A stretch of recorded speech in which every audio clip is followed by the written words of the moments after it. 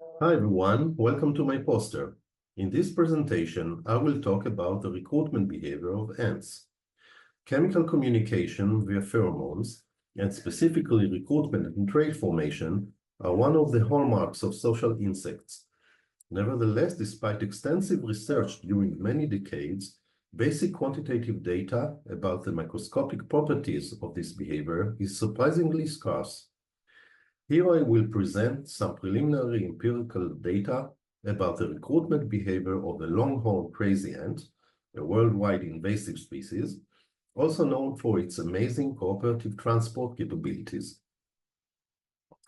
When these ants find food, they initiate a recruitment phase during which more and more ants accumulate at the food. This positive feedback process leads to an exponential growth in the number of ants arriving at the food and culminates when the ants cooperatively start transporting this load back to their nest. The macroscopic mechanism of this recruitment process is marking behavior, where a recruiter ant intermittently secretes a tiny amount of attractive pheromone by briefly stopping and touching the floor with the tip of its cluster. During a marking event, a typical speed profile can be observed in the recruiter ant motion. This property is helpful for automatic detection of such events.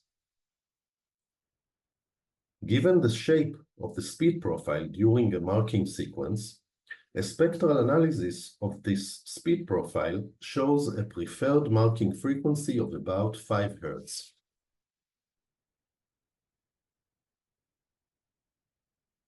Examination of a longer marking sequence reveals a clear increase in the speed of the recruitment ant.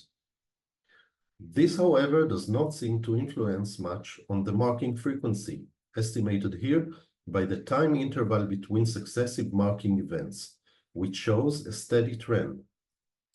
A more comprehensive analysis of the intermarking intervals from 96 marking sequences validates the strong preference to a marking frequency of about 5 Hz.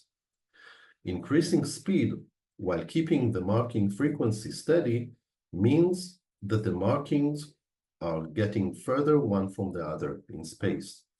This leads to a higher marking density near the load and lower marking density further away.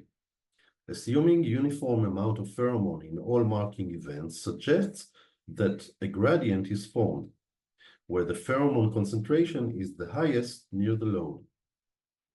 However, pheromones are volatile molecules, and as time goes by, pheromone concentration drops due to evaporation. This means that marking density and evaporation leads to opposite gradients in the pheromone concentration. It is still not clear which factor is more dominant in this case. It also may be that the behavior is such exactly to cancel one another, thus forming a relatively uniform pheromone signal along the trail. This is one of the questions to be answered in my further investigation of the recruitment behavior by the longhorn crazy ants. Thank you for your attention.